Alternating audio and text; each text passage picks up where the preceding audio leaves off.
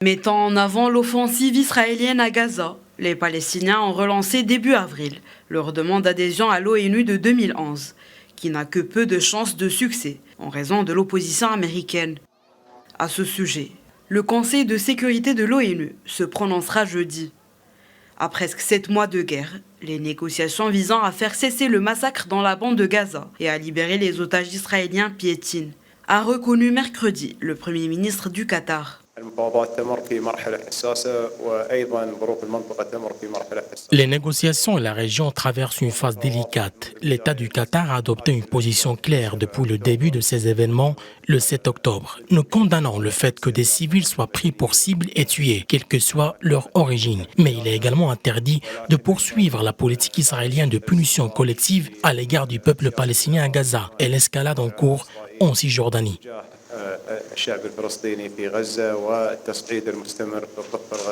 Les médiateurs entre le Hamas et Israël, à savoir le Qatar, les États-Unis et l'Égypte, avaient parié sur un cessez-le-feu avant le début du Ramadan.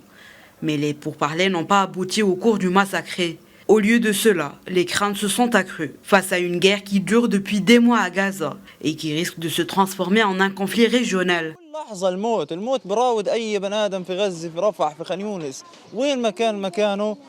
À chaque seconde, il y a la mort. La mort menace chaque être humain à Gaza, à Rafah, à Khan Younes, où qu'il se trouve. Elle menace chaque être humain. La mort les suit. Auparavant, nous avions l'habitude de dire que la mort était proche, qu'elle touchait les jeunes et les personnes âgées. Mais aujourd'hui, nous vivons dans une réalité différente. Nous vivons dans une réalité où chaque minute, chaque seconde, même pendant cette interview, une fusée peut nous frapper. La mort est devenue une chose normale. Le monde entier s'est habitué à notre mort. Nous sommes devenus des chiffres.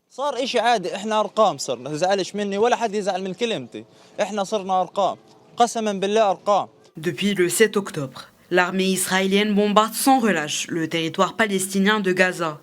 L'agence de l'ONU pour les réfugiés palestiniens a affirmé mardi avoir trouvé des bombes non explosées de 450 kg dans des écoles après le retrait des troupes israéliennes de la ville de Khan Younes, dans le sud de la bande de Gaza.